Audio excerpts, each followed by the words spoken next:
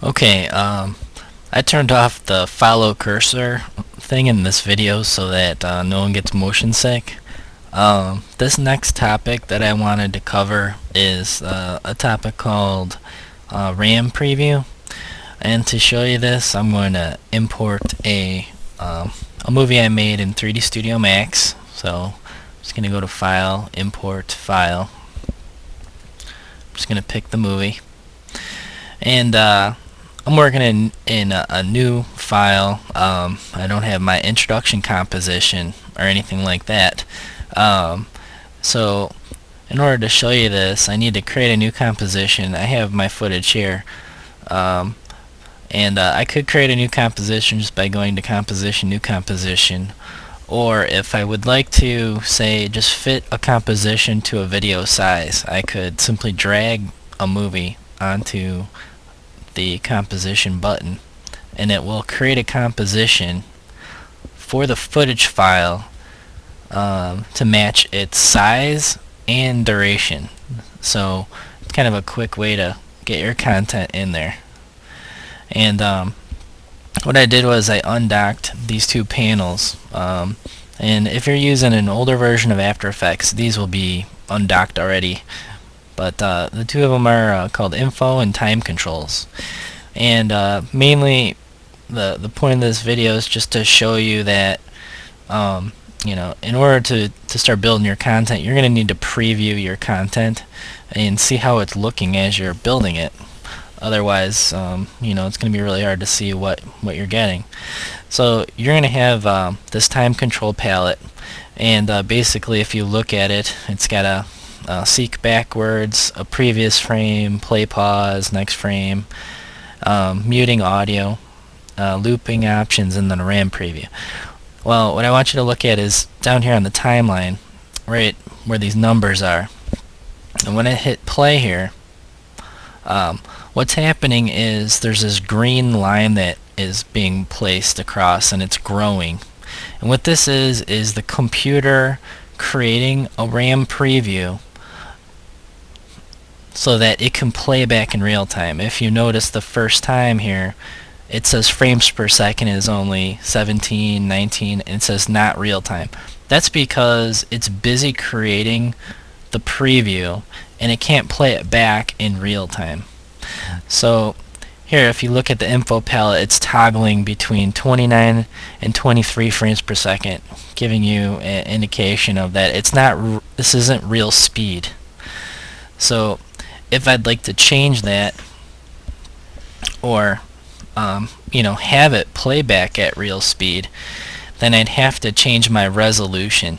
And right now it's set to quarter resolution, meaning that it's 1/4 of actual quality. So I'm going to just change this to, let's just go with, auto, and we'll go back, and then we'll go ahead and hit play.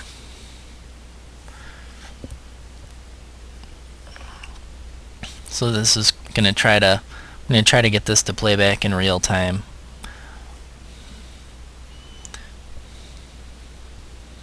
Okay, it's still not working.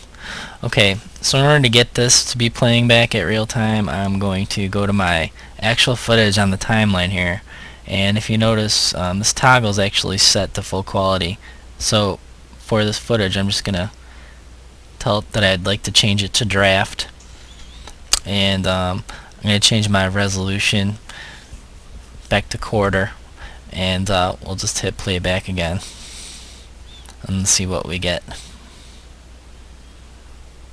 Well, first it's creating our RAM preview, so it's going to be a little bit slower, and then as it fills up the RAM cache, it is going to finish, and then it should loop. Okay, so we're still at 26, 29, still not getting real-time playback here. So at this point, what I could do is tell it that I'd like to skip some frames. So let's skip 2 frames, and we'll go to the beginning, and we'll just hit our create a RAM preview. What create RAM preview is going to do is it's going to create this RAM preview. It's going to skip these 2 frames, and now we got playing on 10. This is a little bit more realistic as far as time, but we're getting much less frames at a quarter quality. So that actually looked good, but let's go set this back to 0, set our resolution to quarter quality, and hit this create RAM preview button. So I think that's what's going to allow us to get this quarter resolution and get our real-time playback. So now that's created, this is actually the speed in which the video actually plays, but it's sacrificing the quality. Okay, the other thing that you can do, to optimize playback, you can mute sound. You can, as I showed you, you can change your quality setting here. So hopefully that'll kind of help you out when you're playing back your video. The keyboard shortcut to create a RAM preview is the number 0 on the numeric keypad. So if I hit 0, okay, it actually is creating the RAM preview, and yeah, that should help you pretty much look at your content.